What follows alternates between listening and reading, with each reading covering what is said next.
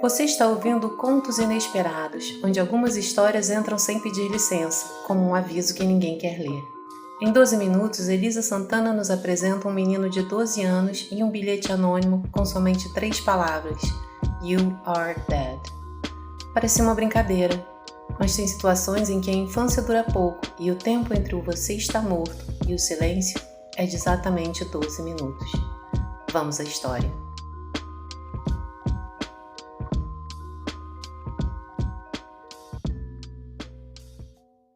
O menino tinha 12 felizes anos, a infância mais perfeita que se pode imaginar. Comia manga do pé quando dava vontade, corria os cantos todos da rua sem saída onde morava e dava voltas e mais voltas pelos quarteirões do bairro de interior para gastar toda a sua energia juvenil. Tinha poucos amigos, os que decidiram ficar por ali, com quem caçavam vagalumes para passar na roupa, agitavam os cachorros das casas e molecavam e bandalhavam por aí, tocando terror na mais plena alegria. Ou pelo menos ele achava assim.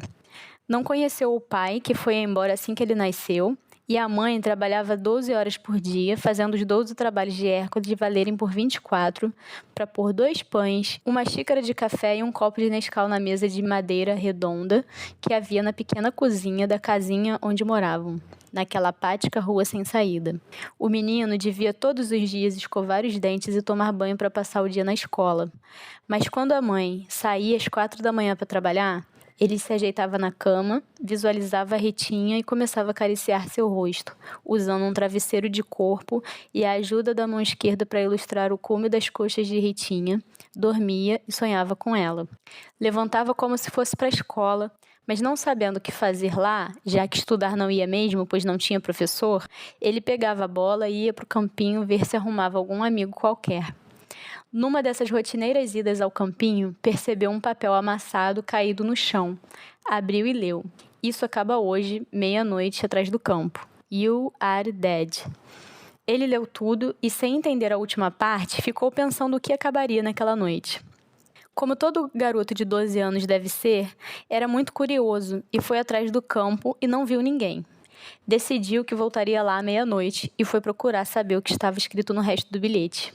A Ritinha era a garota mais inteligente que ele conhecia e, por sorte, também a mais bonita. Ele guardava no celular umas fotos escondidas que fazia dela e, à noite, em suas entranças com o travesseiro, ficava observando e mirabolando os possíveis finais felizes para aquelas especulações. Numa foto, a menina levava a mão ao rosto para esconder os dentes amarelos de cigarro e tortos por natureza, enquanto ria escandalosamente de uma piada que ele contava para ela. Tinha os olhos negros como a pele, cerrados pelas pálpebras com longos cílios e fazia qualquer um rir também, mesmo sem ter ouvido a piada. Tudo na cabeça dele, porque, na verdade, quem tinha contado a piada era Alexandre, o astuto e despretensioso namorado dela. Isso além das conversas que ele gostava de ouvir embaixo da janela, que às vezes eram brigas, resultado das traições dele. Adorava quando eles brigavam pela infidelidade do namorado, pois quem sabe um dia, sozinha, ela não olharia para ele. O menino se apaixonava por ela a cada noite de prazer e sono que tinha com o travesseiro. Ritinha era 8 anos mais velha que o nosso Dom Decaedro protagonista, mas agia em sua imaturidade como se fosse pelo menos 3 anos mais nova.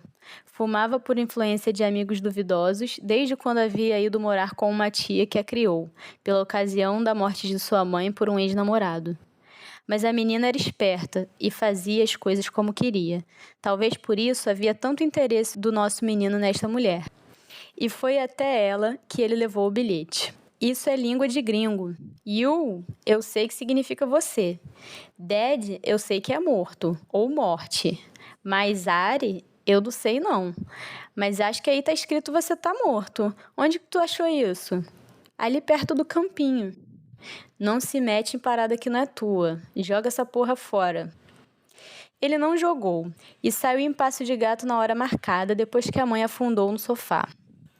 2 dias antes, Alexandre estava numa festa badalada onde conheceu Suelen, a gostosa e, por acaso, mulher do cabra mais macho que tinha nas redondezas. E, por vontade, dada aos sentimentos da luxúria. Dançou durante 15 minutos na frente de Alexandre, que, entendendo o recado, puxou-a para si e foi ter com ela num canto mais escuro da casa. O romance durou uma fudida e logo o corno descobriu que estava sendo traído. A festa estava cheia. Depois de uma genuína briga heteronormativa, Alexandre foi ameaçado. Você perdeu a sua vida, meu irmão. E saiu aos frangalhos pela porta da frente. Apanhou, mas bateu, e forte. Levou como brinde uma ameaça e um olho roxo. Ritinha muito se compadeceu ao saber que Alexandre houvera assim chegado em casa apenas porque um idiota pensou que ele estava olhando para sua mulher e desceu-lhe o sarrafo, mesmo depois de explicar que sua amada estava em casa à sua espera. Cuidou dele até que ele dormisse e saiu para a rua para saber as novidades. Encontrou com uma amiga que estava na festa e presenciou todo o enredo. Ritinha não se surpreendeu, disse até que já sabia. Se despediu da amiga e foi para o bar do bairro vizinho. Entrou no bar escuro, sentou numa mesa de fundo, pediu uma cerveja e acendeu um cigarro. Esperou 4 minutos ao som de pia em pi, até que chegou sua esperada companhia. Um homem de 1,45 m de altura, a quem chamavam carinhosamente de Diabinho. O apelido foi especialmente escolhido quando ele parou de crescer e deu para ser matador de aluguel, ou qualquer outro trabalho similar que fosse. Ritinha pagou uma cerveja para ele e combinou detalhes de um arranjo que fariam. Estava cansada de ser enganada e não achava que tinha outra solução senão lavar a sua dignidade e honra com sangue, assim como tinha lavado a honra de sua mãe, que também acabou morta alguns anos antes. Se era para ser assim, assim tinha de ser. Alexandre não tinha mais chances. Diabinho fez os preparativos e 2 dias depois tacou uma pedra na janela da casa de Ritinha e Alexandre, enrolada num papel, que continha um recado sem destinatário. Alexandre acordou atordoado com o barulho do vidro se quebrando, viu o papel e saiu na rua, ainda de cueca, para pegar o diabo que tinha feito aquilo. Não viu ninguém. Leu o papel, amassou e jogou fora, pensando ser o corno de 2 dias atrás. Esse cabra vai se ver comigo. Voltou para casa e encontrou a namorada que catava os cacos da janela que ficaram espalhados pelo chão da sala. Ela perguntou o que tinha acontecido. Ele disse que não foi nada demais. Talvez um moleque desses que circulavam aí na vizinhança. E foi se arrumar para sair, sem dizer onde ia. Suelen também estava saturada de seu relacionamento com o tal cabra-macho, que se chamava Raul. Apesar de não ser um nome de cabra-macho, Raul tinha toda a pompa. Leve sotaque de nordestino que adquiriu de herança da família e um alto gabar-se de ser o que não era. Muita macheza para Suelen, que estava com ele por muita insistência e os safanões que recebera. Suelen era a moça mais nova que Ritinha, mas não menos engenhosa que a outra, e antes de saber que Ritinha tinha a intenção de contratar Diabinho, fez a mesma coisa, para dar cabo do cabra que carregava nas costas. Combinou tudo com o Diabinho para uma semana à frente da qual estavam no ato do contrato verbal que selaram. 5 dias depois, se envolve com Alexandre, causando a fatídica briga de festa, para dali a 2 dias o plano ser cumprido. Diabinho, querendo adiantar o trabalho e matar 2 coelhos com uma balada só, marca com a Suelen a execução de Alexandre para o mesmo dia que a de Raul. E usando toda a esperteza que foi consagrada pelo apelido, fará os 2 enganados liquidarem-se um ao outro, se sentindo o mais malandro dos malandros. Nem precisaria pôr a mão na massa. O menino sai de casa faltando 12 minutos para meia-noite. O campinho é perto de casa e ele vai encolhido, escondido dentro do casaco preto. Um eco no fundo do aquecimento do 50 Cent combina-se com a vibração de um vento leve e gelado que bate, sobe pelo buraco do casaco e arrepia a espinha. Algumas raras nuvens cobrem o céu escuro, uma lua pálida e minguada e umas estrelas mortas. Ele fica escondido atrás de uma árvore a uma certa distância do campo. Vê Diabinho chegando e se escondendo, mas o homem não vê o menino.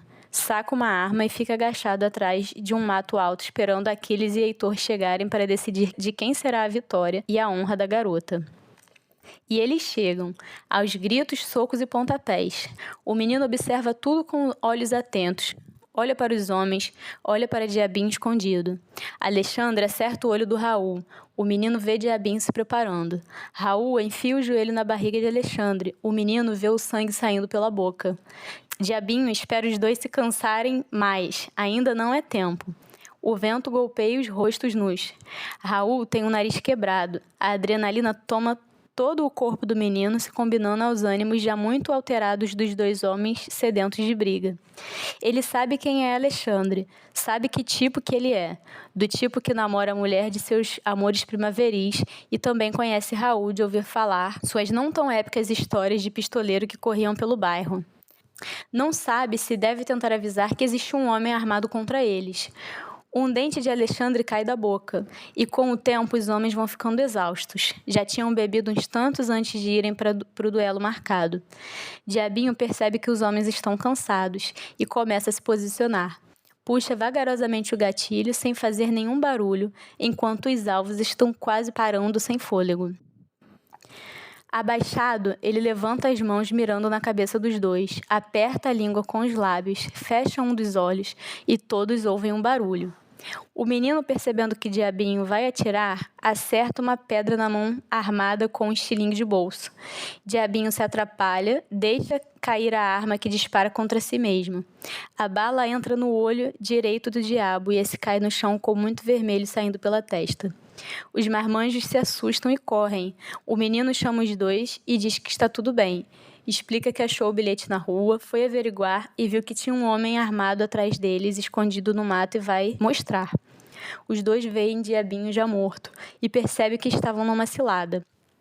Alexandre pergunta para Raul se ele jogou uma pedra na janela da casa e ele responde dizendo que tinham feito isso na casa dele também. Alexandre manda o menino de volta para casa, ainda atordoado pela briga, pelo barulho do disparo e tentando entender o que havia acabado de acontecer ali. Vai embora com Raul, até que ouvem mais 2 disparos e uma dor imensa que passa por todo o corpo. Quando olham para trás, o menino está correndo, o sangue jorra das costelas abertas, a dor é imensa, agonizante e o gosto do ferro se mistura com o cansaço e a escuridão. Caem e acabam-se juntos.